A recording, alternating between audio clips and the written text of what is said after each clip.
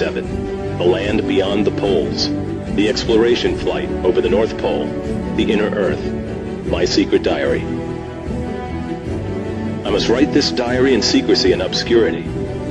It concerns my Arctic flight of the 19th day of February in the year of 1947. There comes a time when the rationality of men must fade into insignificance, and one must accept the inevitability of the truth.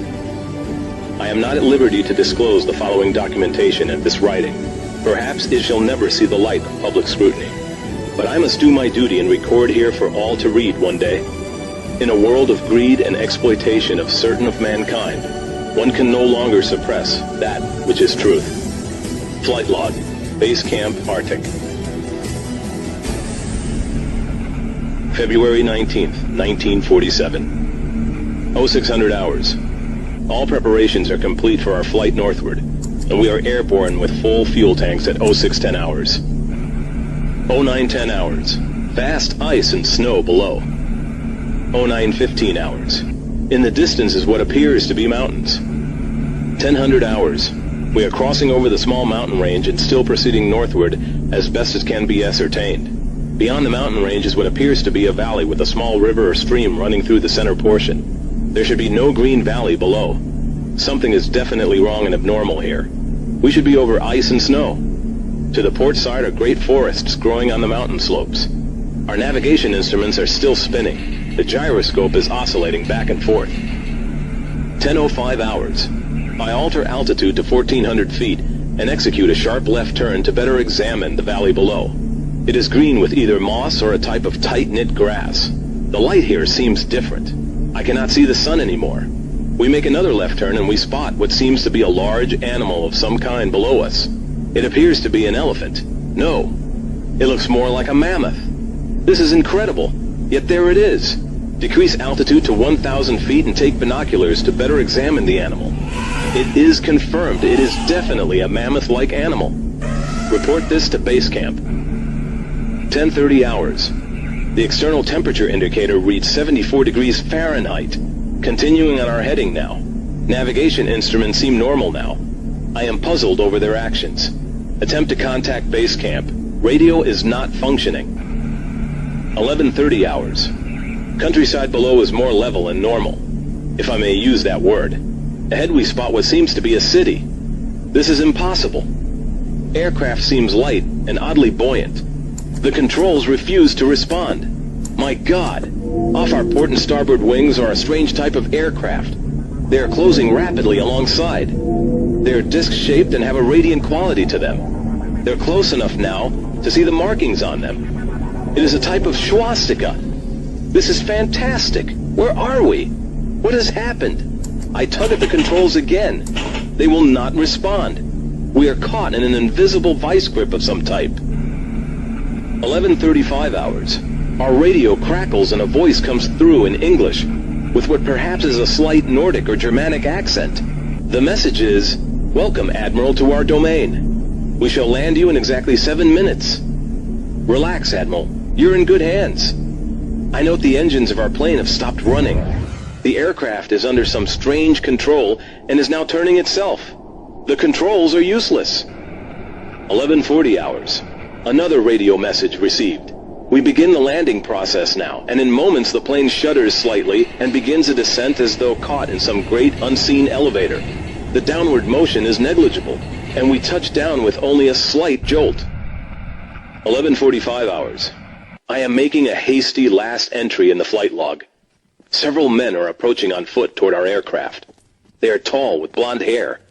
In the distance is a large shimmering city, pulsating with rainbow hues of color. I do not know what's going to happen now, but I see no signs of weapons on those approaching. I hear now a voice ordering me by name to open the cargo door. I comply. End log. From this point, I write all the following events here from memory. It defies the imagination. It would seem all but madness if it had not happened. The radio man and I are taken from the aircraft, and we are received in a most cordial manner. We were then boarded on a small platform-like conveyance, with no wheels. It moves us toward the glowing city with great swiftness. As we approach, the city seems to be made of a crystal material. Soon, we arrive at a large building that is a type I have never seen before. It appears to be right out of the design board of Frank Lloyd Wright, or perhaps more correctly, out of a Buck Rogers setting. We are given some type of warm beverage which tasted like nothing I have ever savored before. It is delicious. After about 10 minutes, two of our wondrous appearing hosts come to our quarters and announce that I am to accompany them. I have no choice but to comply. I leave my radio man behind, and we walk a short distance and enter into what seems to be an elevator. We descend downward for some moments, and the machine stops, and the door lifts silently upward. We then proceed down a long hallway that is lit by rose-colored light that seems to be emanating from the very walls themselves. One of the beings motions for us to stop before a great door. Over the door is an inscription that I cannot read. The great door slides noiselessly open, and I am beckoned to enter. One of my hosts speaks. "Have no fear, Admiral. You are to have an audience with the Master." I step inside, and my eyes adjust to the beautiful coloration that seems to be filling the room completely. Then I begin to see my surroundings. What greeted my eyes is the most beautiful sight of my entire existence. It is, in fact, too beautiful and wondrous to describe. It is exquisite and delicate. I do not think there exists a human term that can describe it in any detail with justice. My thoughts are interrupted in a cordial manner by a warm, rich voice of melodious quality. "I bid you welcome to our domain, Admiral." I see a man with delicate features, and with the etching of years upon his face. He is seated at a long table. He motions me to sit down in one of the chairs. After I am seated, he places his fingertips together and smiles. He speaks softly again, and conveys the following. "We have let you enter here because you are of noble character, and well known on the surface world." "Surface world," I half gasp under my breath. "Yes," the Master replies with a smile. "You are in the domain of the Ariani, the inner world of the Earth. We shall not long delay your mission, and you will be safely escorted back to the surface and for a distance beyond. But now, Admiral, I shall tell you why you have been summoned here. Our interest rightly begins just after your race exploded the first atomic bombs over Hiroshima and Nagasaki, Japan. It was at that alarming time we sent our flying machines, the Flugerods, to your surface world to investigate what your race had done. That is, of course, past history now, my dear Admiral, but I must continue on. You see, we have never interfered before in your race's wars and barbarity, but now we must, for you have learned to tamper with a certain power that is not for man, namely, that of atomic energy. Our emissaries have already delivered messages to the powers of your world, and yet they do not heed. Now you have been chosen to be witness here that our world does exist.